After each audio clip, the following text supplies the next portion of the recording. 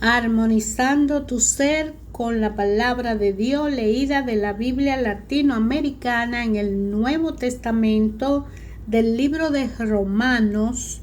Vamos a continuar desde el capítulo 6 en adelante. Por el bautismo hemos muerto con Cristo. ¿Qué conclusión sacaremos? ¿Continuaremos pecando para que la gracia venga más abundante? Por supuesto que no. Si hemos muerto al pecado, ¿cómo volveremos a vivir en él? Como ustedes saben, todos nosotros, al ser bautizados en Cristo Jesús, hemos sido sumergidos en su muerte. Por ese bautismo en su muerte fuimos sepultados con Cristo, y así como Cristo fue resucitado de entre los muertos por la gloria del Padre, así también nosotros empezamos una vida nueva. Una figura de su muerte no ejerció en él, pero compartiremos también su resurrección. Como ustedes saben, el hombre viejo que está en nosotros ha sido crucificado en Cristo.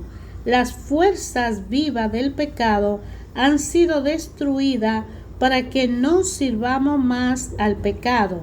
¿Hemos muerto, no es cierto? Entonces ya no le debemos nada, pero si hemos muerto junto a Cristo, debemos creer que también viviremos con Él. Sabemos que Cristo, una vez resucitado de entre los muertos, ya no muere más. Desde ahora la muerte no tiene poder sobre Él. Así pues hay una muerte, y es un morir al pecado de una vez para siempre.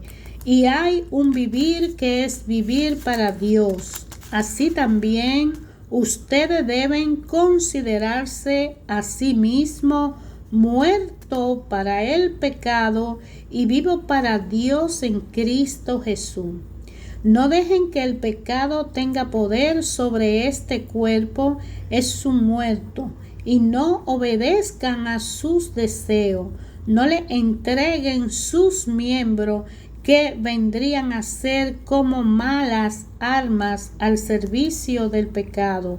Por el contrario, ofrézcanse ustedes mismos a Dios como quienes han vuelto a la muerte a la vida, y que sus miembros sean como armas santas al servicio de Dios.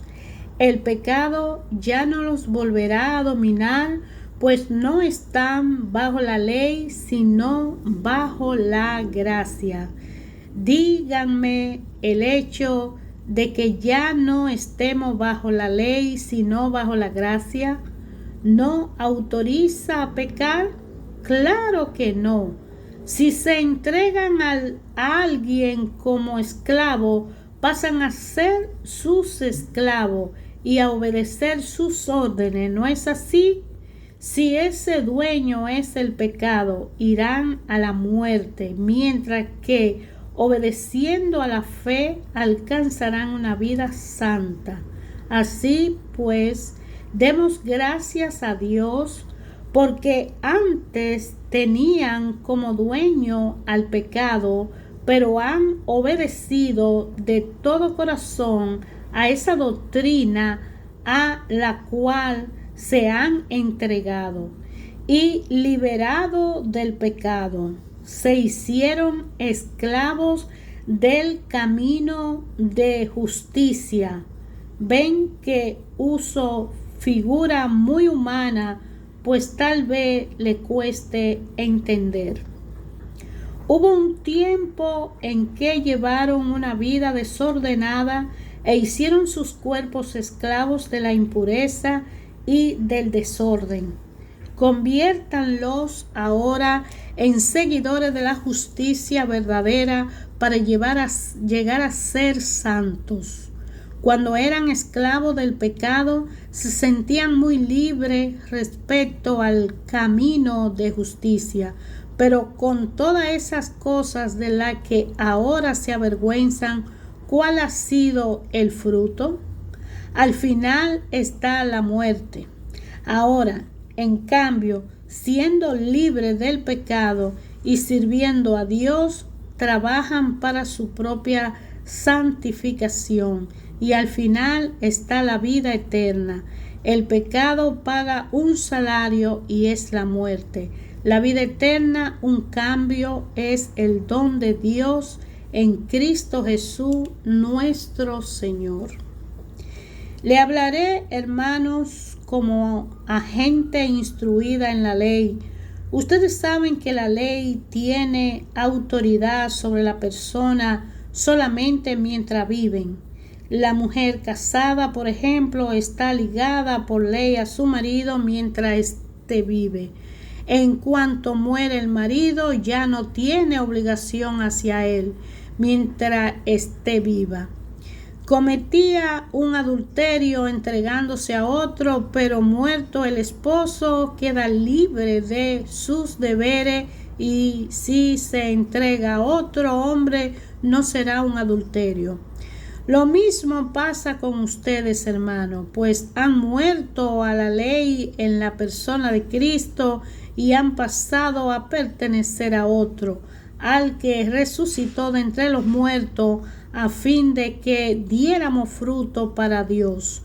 Cuando nos éramos más que carne, la ley estimulaba las pasiones propias del pecado que actuaban en nuestro cuerpo produciendo frutos de muerte.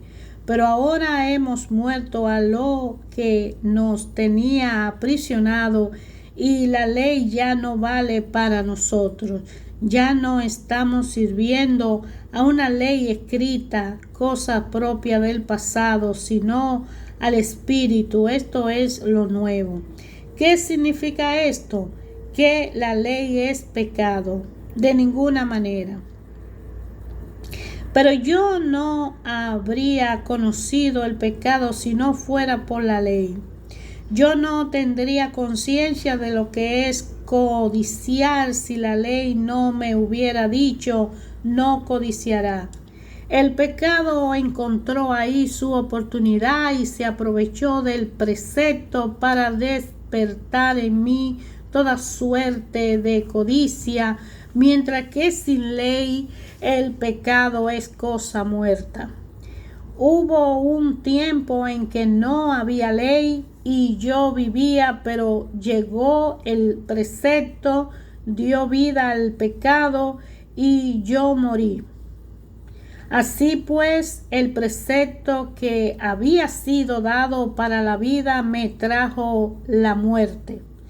El pecado se aprovechó del precepto y me engañó para que después el precepto me causara la muerte. Pero la ley es santa y también es santo, justo y bueno el precepto.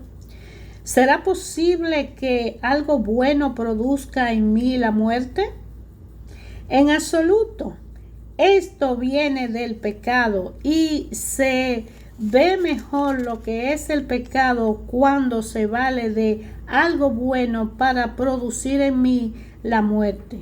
Gracias al precepto, el pecado deja ver toda la maldad que lleva en sí.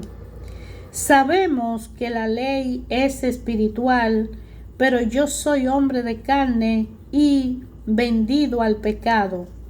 No entiendo mis propios actos, no hago lo que quiero y hago las cosas que detesto. Ahora bien, si hago lo que no quiero, reconozco que la ley es buena. No soy yo quien obra el mal, sino el pecado que habita en mí. Bien sé que el bien no habita en mí, quiero decir, en mi carne. Puedo querer hacer el bien, pero hacerlo no. De hecho, no hago el bien que quiero, sino el mal que no quiero. Por lo tanto, si hago lo que no quiero, eso ya no es obra mía, sino del pecado que habita en mí. Ahí me encuentro con una ley: cuando quiero hacer el bien, el mal se me adelanta.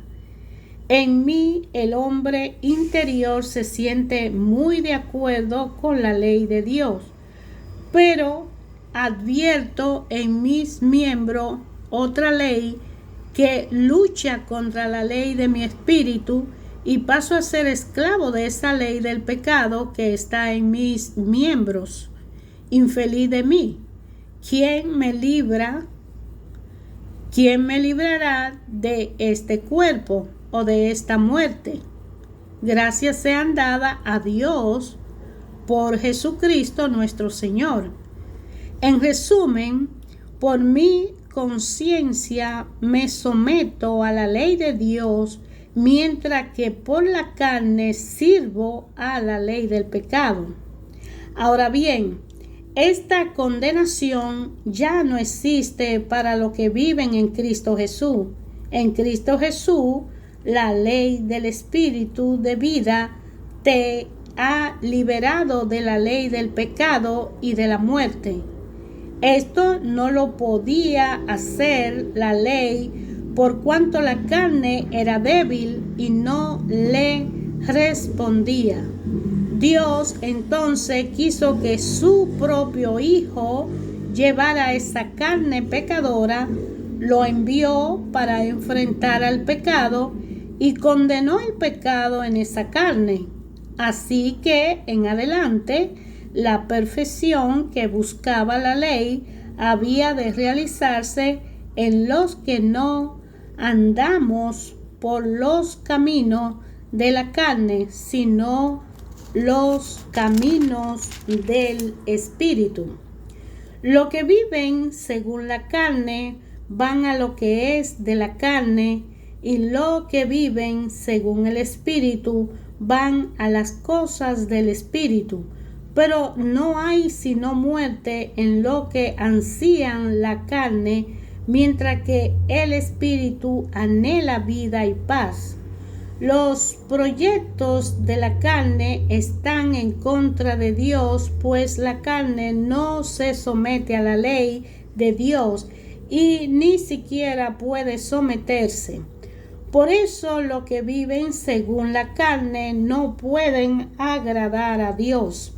Ustedes ya no están en la carne, sino que viven en el Espíritu, pues el Espíritu de Dios habita en ustedes.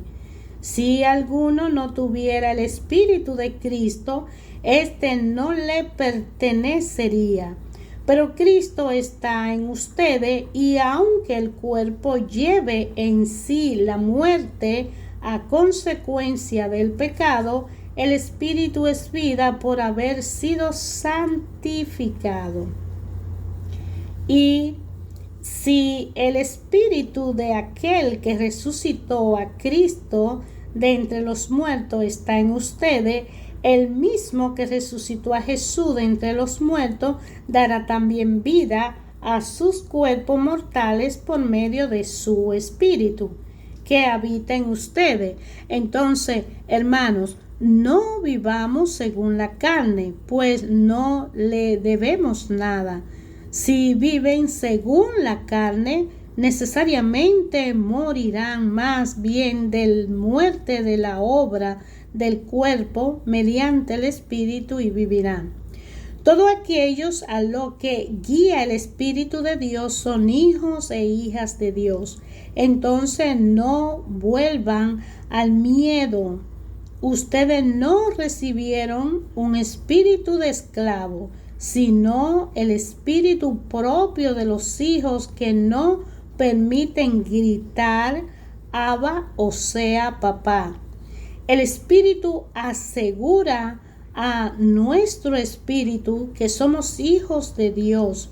Siendo hijos, son también herederos, la herencia de Dios será nuestra y la compartiremos con Cristo. Y si hemos sufrido con Él, estaremos con Él también en la gloria.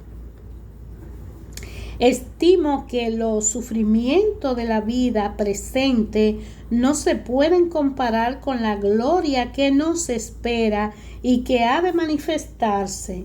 Algo entretiene la inquietud del universo y es la esperanza de que los hijos e hijas de Dios se muestren como son. Pues si la creación se ve obligada a no lograr algo duradero, esto no viene de ella misma, sino de aquel que le impuso este destino. Pero le queda la esperanza, porque el mundo creado también dejará de trabajar para que sea destruido y compartirá la libertad y la gloria de los hijos de Dios. Vemos que la creación entera gime y sufre dolores de parto, y también nosotros, aunque ya tengamos el Espíritu como un anticipo de lo que hemos de recibir, gemimos en nuestro interior mientras esperamos nuestros derechos de hijos y de redención de nuestros cuerpos. Estamos salvados, pero todo es esperanza. ¿Quiere ver lo que espera? Ya no sería esperar. ¿Por qué puede esperar lo que ya ves? Esperemos pues sin ver y lo tendremos, si no mantenemos firme. Somos débiles, pero el Espíritu viene en nuestra ayuda. No sabemos cómo pedir ni qué pedir, pero el Espíritu lo pide por nosotros, sin palabra como con gemidos. Y aquel que penetra los secretos más íntimos entiende esas aspiraciones del Espíritu, pues el Espíritu quiere conseguir para los santos lo que es de Dios. También sabemos que Dios dispone todas las cosas para bien de los que lo aman, a quien Él ha escogido y llamado, a los que da de antemano, conoció. También lo predestinó a ser como su Hijo y semejante a Él, a fin de que sea el primogénito en medio de numerosos hermanos. Así pues, a lo que Él eligió, lo llamó; a lo que llamó, lo hizo justo y santo; a los que hizo justo y santo le da la gloria. ¿Qué más podemos decir? Si Dios está con nosotros, ¿quién estará contra nosotros? Si ni siquiera perdonó a su Hijo, sino que lo entregó por todos nosotros, ¿cómo no nos va a dar con Él todo lo demás? ¿Quién acusará a los elegidos de Dios? Dios mismo lo declara justos. ¿Quién lo condenará? ¿Acaso será Cristo el que murió y más aún resucitó y está a la derecha de Dios intercediendo por nosotros? ¿Quién nos separará del amor de Cristo? ¿Acaso la prueba?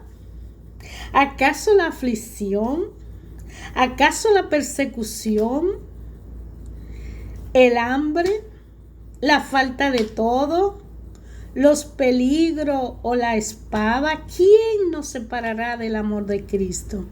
Como dice la Escritura, por tu causa nos arrastran continuamente a la muerte, nos tratan como oveja destinada al matadero. pero no en todo eso saldremos triunfadores gracias a aquel que nos amó.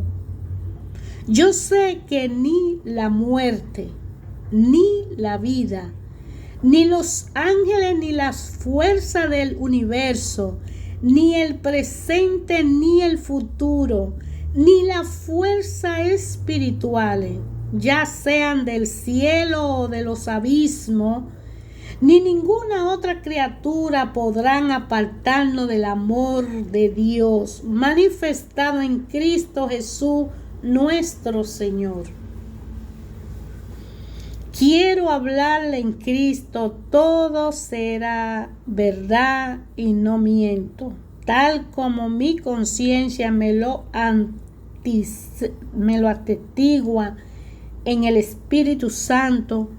Siento una tristeza muy grande y una pena continua, hasta el punto que desearía ser rechazado y alejado de Cristo en lugar de mis hermanos.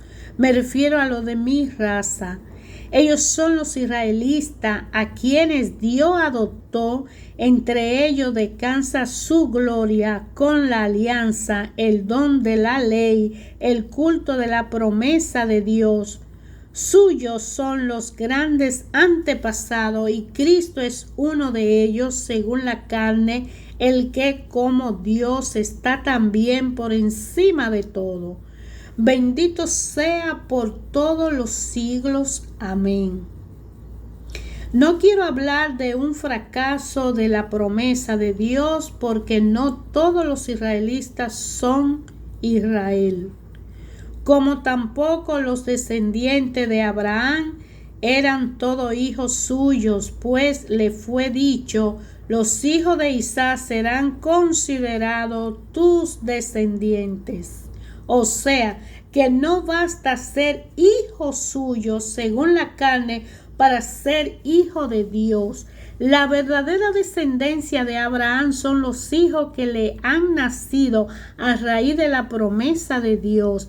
Y la promesa es esta: por este tiempo volveré y Sara tendrá ya un hijo. Fíjense también en el caso de Rebeca, esposa de nuestro padre Isaac, que estaba esperando mellizo.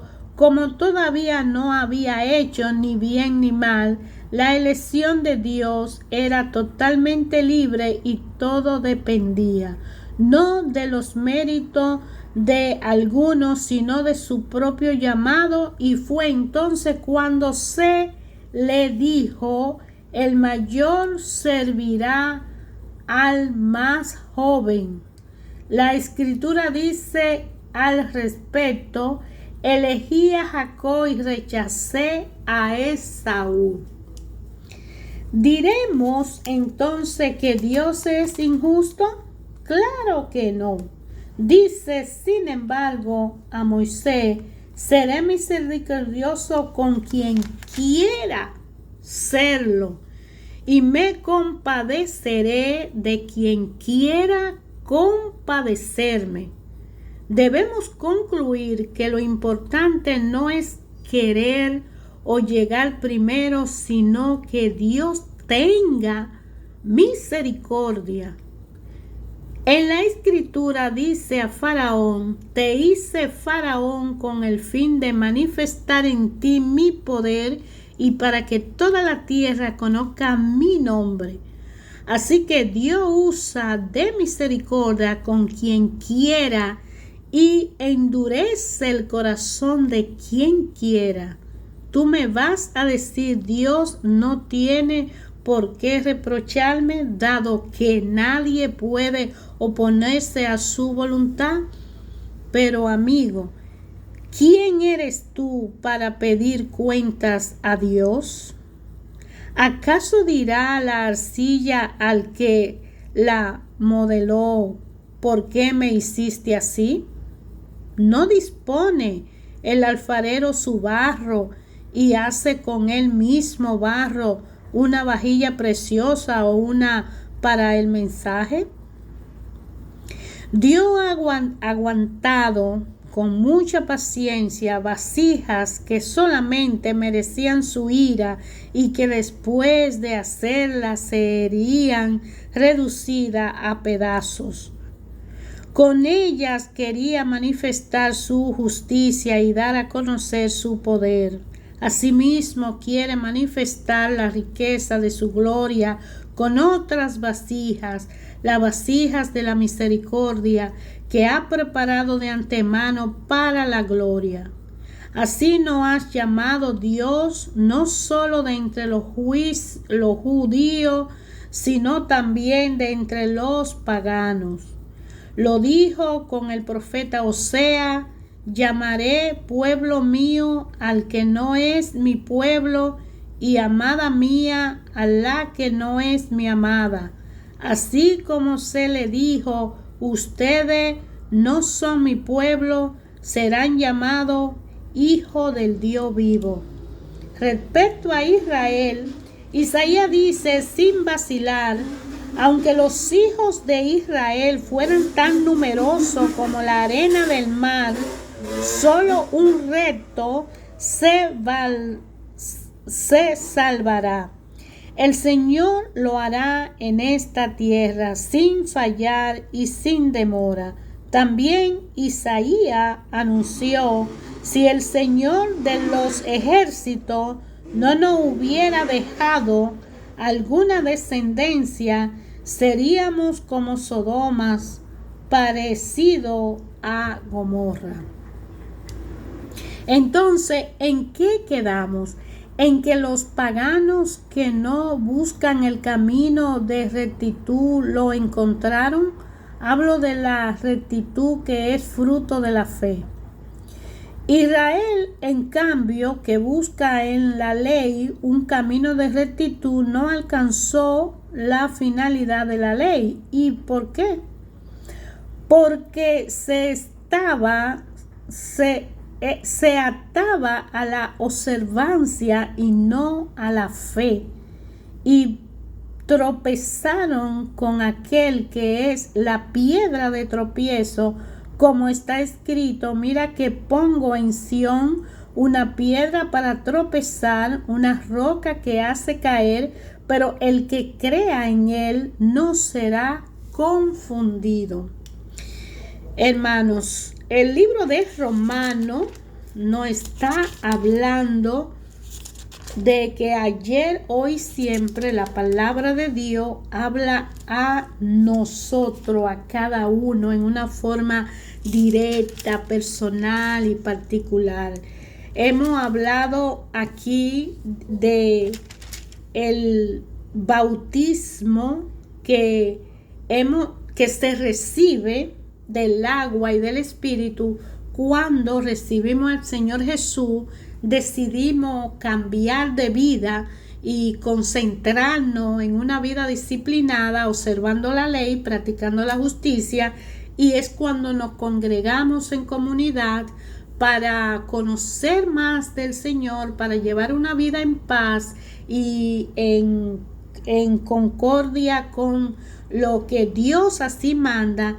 Y encontramos que el bautizo nos ayuda a ser un ser humano nuevo, que hemos muerto del pecado y nacemos en Cristo Jesús. Entonces la religión judía no obliga a los cristianos, y la triste situación del que conoce la ley y no a Cristo, que ese fue el dilema por el que no aceptaron al Señor Jesús, porque ellos estaban convencidos en la ley, pero no practicaban la fe en un Mesías, porque el Señor se vale de la persona. Todos somos hijos de Dios, pecadores y buenos y redimidos, y lo que estamos en desarrollo, todos somos. Entonces, si somos hijos de Dios, cualquiera de nosotros puede ser el mensajero que Dios envíe a un mandado.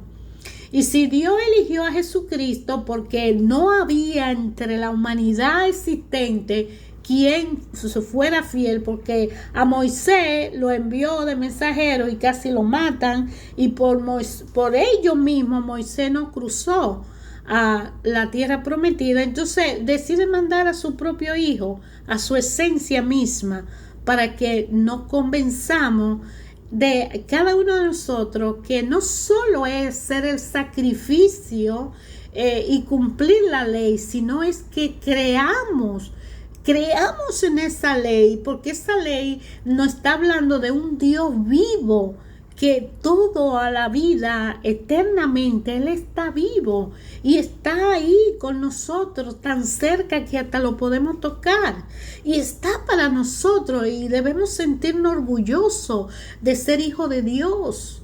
Para merecer sus bendiciones debemos buscarlo y estar a solas con Él para recibir sus dones, todas sus bendiciones, su amor, su cariño, su manifestación. Él es dueño de todo, todas bondades, todas prosperidades. Entonces Dios hace un llamado: yo te amo, eres mi hijo amado, óyeme, guíate, ten fe, mírame, porque sin fe no podemos ver a Dios.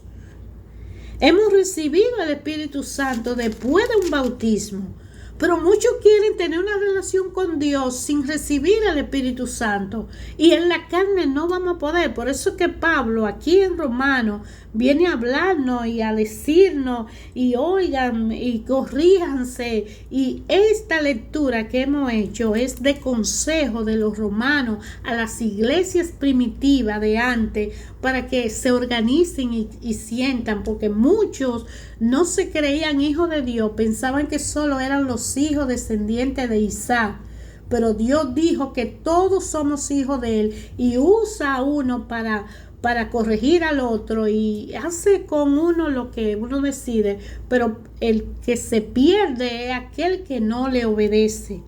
También el universo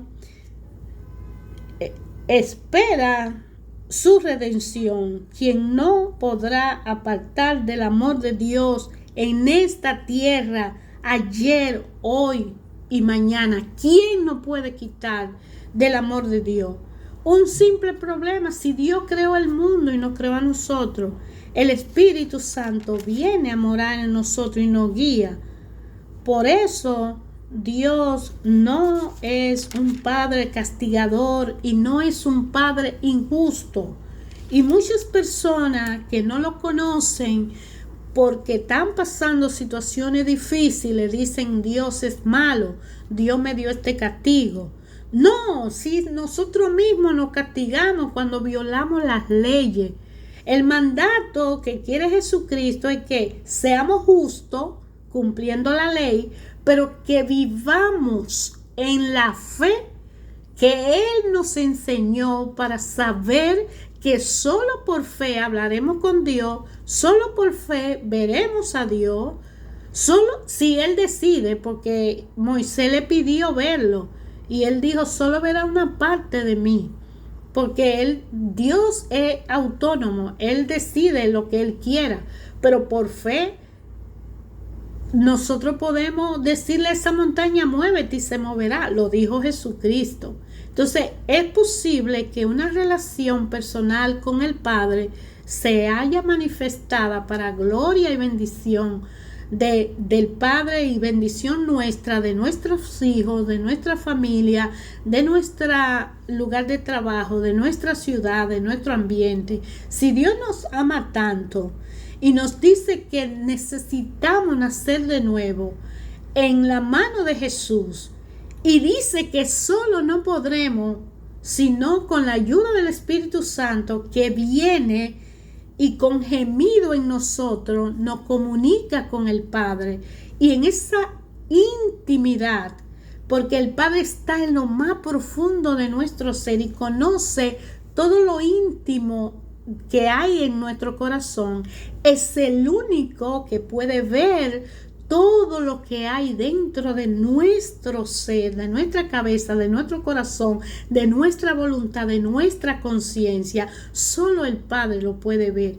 Y nosotros, sin el Espíritu Santo, no somos capaces de relacionarnos con Jesucristo ni con el Padre. Pero si lo buscamos y le obedecemos, y si nos educamos y nos relacionamos, y si vamos a solas con el Padre, y guardamos la meditación y el silencio, y sabemos que somos hijos de un Dios poderoso, porque dice aquí en Romanos que ¿quién nos puede separar del amor de Dios? ¿Quién puede separarnos del amor de Dios? Nadie y nada nos puede separar del amor de Dios. Y el llamado es para todos. Hermano, siéntase amado por Dios. Dios lo amó, lo ama y lo amará a usted y a los suyos, a usted y a la humanidad, a los malos y a los buenos. Pero los buenos tendrán la recompensa de una vida eterna en fe y en paz, en una relación íntima con la Santa Trinidad, Padre, Hijo y Espíritu Santo.